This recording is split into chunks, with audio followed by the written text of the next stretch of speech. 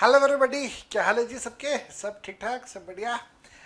दोस्तों, आप सबको ये बात अच्छे से पता है कि इनकम टैक्स डिपार्टमेंट अपने सभी एसएससीज को पैन कार्ड इशू करके देता है। Permanent account number pan card का फुल फॉर्म है।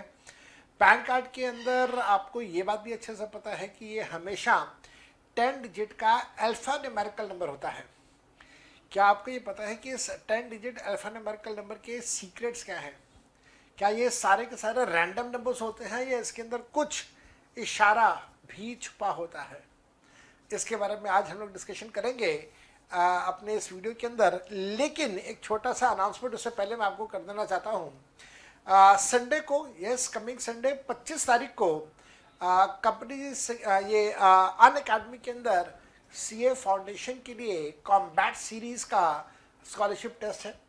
इस स्कॉलरशिप टेस्ट के अंदर आपको अवार्ड्स मिलते हैं, प्राइजेस मिलते हैं, जहाँ पे मल्टीपल चॉइस क्वेश्चंस का एक टेस्ट कंडक्ट किया जाता है। और जो टॉप 200 रैंक होल्डर्स होते हैं उनको अन अकेडमी की तरफ से जो सब्सक्रिप्शन होता है उसके अंदर काफ़ी हैवी डिस्काउंट दिए जाते हैं। कितने हैवी डिस्काउंट्स हैं पहले वो डिस्कस करते हैं। जैसे आपको एक छोटी सी बात बताऊं, जो भी फर्स्ट 3 रैंक स्कोर करते हैं स्टूडेंट, रैंक 1 2 3, उनको 100% स्कॉलरशिप दी जाती है या 100% डिस्काउंट दिया जाता है, जैसा भी आप कहना चाहें। इसी प्रकार से जिनका रैंक 4 से लेकर रैंक 10 तक आता है उनको 75% का स्कॉलरशिप दिया जाता है out of the total amount जो प्लस सब्सक्रिप्शन का है। जिनका रैंक 11 से लेके 50 के बीच में आता है उनको 50% का स्कॉलरशिप, और जिनका रैंक 51 से लेके 200 का होगा उनको 25% का स्कॉलरशिप दिया जाता है।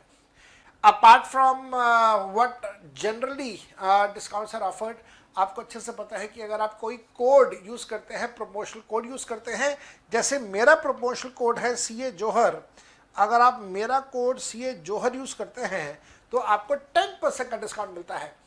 लेकिन अगर आप कॉम्बैट के अंदर टॉप 200 रैंक्स के अंदर आते हैं तो आपका ये जो डिस्काउंट 10% है वो बढ़ के 25% या 50 या 75 या अप टू 100% का हो सकता है। फाउंडेशन से रिलेटेड कॉम्बैट की सीरीज कमिंग संडे 25 तारीख को है। इसके लिए आप मेरा कोड याद रखिएगा, सीए जोहर। सीए जोहर कोड किस चीज़ के लिए है? कॉम्बैट की सीरीज को अटेम्प्ट करने के लिए। अटेम्प्ट सीरीज, कॉम्बैट सीरीज को अटेम्प्ट करने के लिए कोड है सीए जोहर। इस कोड को मत भूलिएगा। मैं आपको डिस्क्रिप्शन बॉक्स के अंदर लिंक दे रहा हूं और इस लिंक को यूज करके आप एंट्री कर सकते हैं इन द कॉम्बैट सीरीज।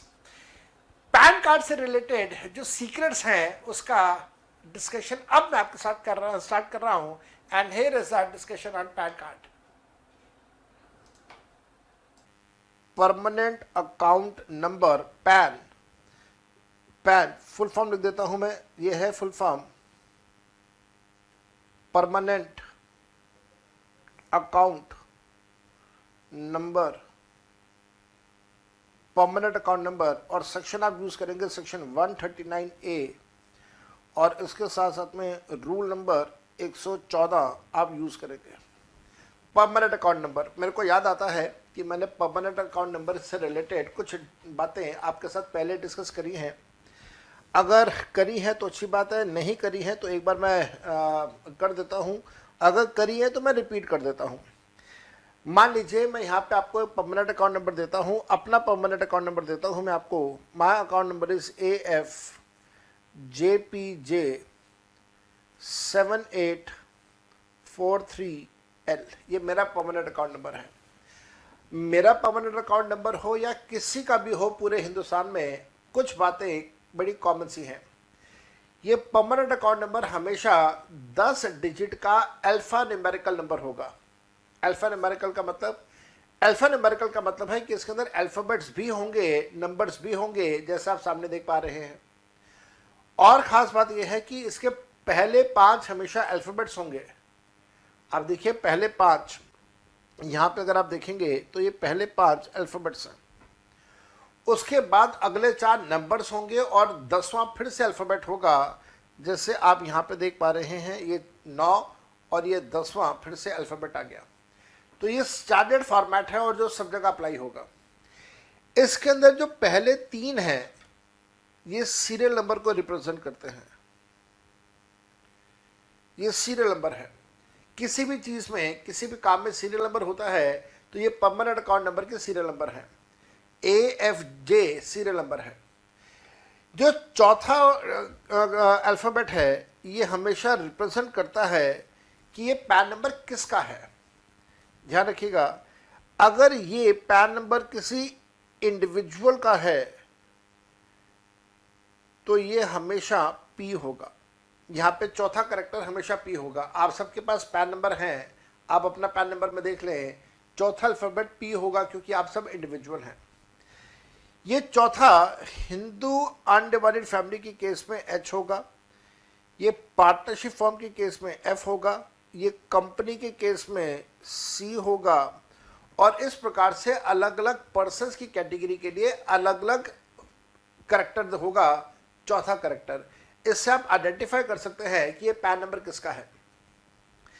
इसके साथ साथ में ध्यान रखिएगा, ये जो पांचवा करेक्टर है, ये पांचवा करेक्टर हमेशा आपके लास्ट नेम का फर्स्ट अल्फाबेट होगा। So this is first alphabet of last name. मेरा पूरा नाम है जसप्रीत सिंह जौहर, मेरा लास्ट नेम है जौहर। जौहर का पहला करेक्टर आता है J, तो यहां पर अगर आप देखें तो P के बाद J आ रहा है। इसी प्रकार से आप अपना नाम देख लीजिए। आपका नाम है, मान लेते हैं आपका नाम है, किसी का नाम है ABC, तो आपके नाम का लास्ट नेम है C, तो वहां पे C आ रहेगा। इसी प्रकार से कुछ भी आप नाम ले लीजिए, मान लेते हैं शाहरुख खान का नाम ले लेते हैं, शाहरुख खान का लास्ट नेम है खान, तो K आ जाएगा। अच्छा, फिर आपने एक एक्टर का नाम सुना होगा नील नितिन मुकेश। नील नितिन मुकेश के अंदर उसका लास्ट नेम है मुकेश, तो मुकेश का पहला करेक्टर M, यहाँ पे J की जगह M आ जाएगा। तो जो भी आपका लास्ट नेम है, मान लीजिए एक एक्टर की बात करते हैं, डेथ हो चुकी है, इरफान। इरफान, मान लीजिए उसने अपना नाम में सिर्फ इरफान ही लिखा हुआ है, तो दूसरा कोई मिडिल नेम या लास्ट नेम लिखा ही नहीं हुआ, तो फिर यहाँ पे I आ जाएगा। इसी प्रकार से कंपनी है तो कंपनी का जो नाम का पहला अल्फाबेट है वो आ जाएगा। पार्टनरशिप फर्म है तो उसके नाम का पहला अल्फाबेट आ जाएगा। तो इस प्रकार से हम इजीली आइडेंटिफाई कर सकते हैं कि क्या ये पैन नंबर जो व्यक्ति अपना दे रहा है वो ठीक दे रहा है या नहीं दे रहा। और उसके बाद याद रखिएगा, ये वाले जो लास्ट 5 हैं ये हमेशा रैंडम नंबर्स होते हैं और इनका कोई सीक्वेंस नहीं होता। ना तो क्वेश्चन अराइजेस कि पैन नंबर क्या है, कैसे है, वो तो समझ आया, लेकिन ये पैन नंबर क्यों है और क्या हमारे को ये पैन नंबर लेना ज़रूरी है। अगर ज़रूरी है तो किस किस के लिए ज़रूरी है। आइए बेटा, ये सारी बातें हम लोग यहाँ पे पैन नंबर के बारे में लिखेंगे। पॉइंट्स पे लिखिएगा। Point number 1, permanent account number is एक यूनिक आईडी, आइडेंटिफिकेशन है, यूनिक आईडी है, allotted by income tax department to its SSC।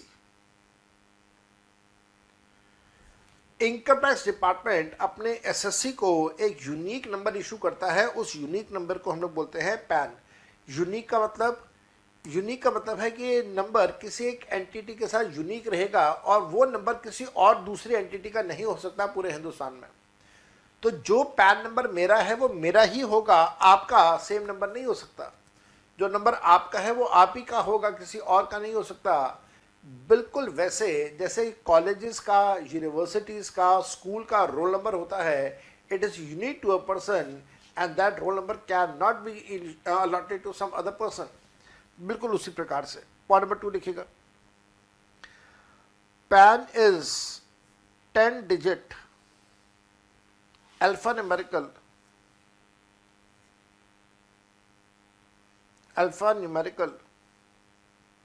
Number. ये हमेशा 10 डिजिट एक अल्फान्यूमेरिकल नंबर होगा, always 10 digit alphanumerical number. Point number 3,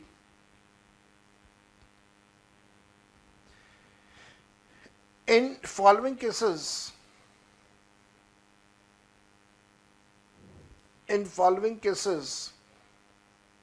it is mandatory. In following cases, it is mandatory to file for allotment of PAN if SSC is not having PAN. मान लीजिए कोई एक व्यक्ति है जिसके पास पैन नंबर नहीं है, तो इन सारे सिचुएशन में पैन नंबर के लिए एप्लीकेशन देना ज़रूरी हो जाएगा। कौन कौन से सिचुएशन हैं? Point A, total income is greater than basic exemption limit. ऐसे सिचुएशन में फाइल एन एप्लीकेशन या सबमिट एन एप्लीकेशन ज़्यादा अच्छा रहेगा मेरे ख्याल से। Submit an application for permanent account number till 31st May of the assessment year. अगर किसी की टोटल इनकम एग्जेम्पशन लिमिट से ज़्यादा है तो फिर 31 मई तक एप्लीकेशन देना ज़रूरी होगा for the allotment of permanent account number PAN. Point number B, in case SSC is doing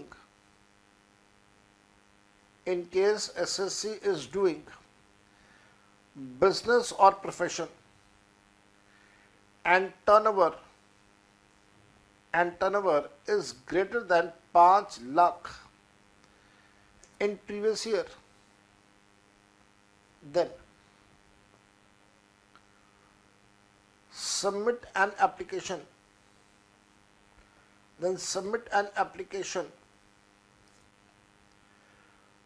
for allotment of PAN till the end of the financial year. Point number C, in case of charitable trust,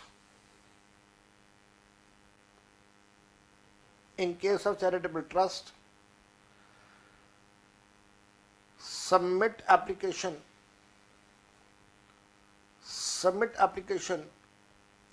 till end of financial year.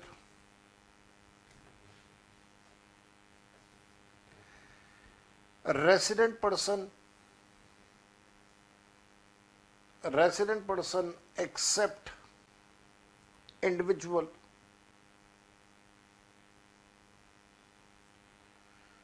has done any financial transaction, किसी भी प्रकार की कोई financial transaction किया है, has done any financial transaction, किसी भी प्रकार का कोई भी फाइनेंशियल ट्रांजैक्शन किया है for amount greater than 2,50,000, then file for application of allotment of PAN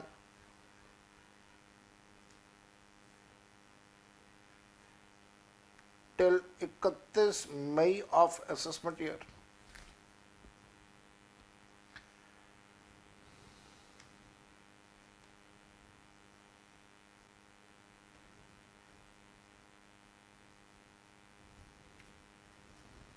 ठीक है जी, तो ये आपके पास सेक्शन 139 सब सेक्शन ए का हम लोगों ने पॉइंट कर लिया।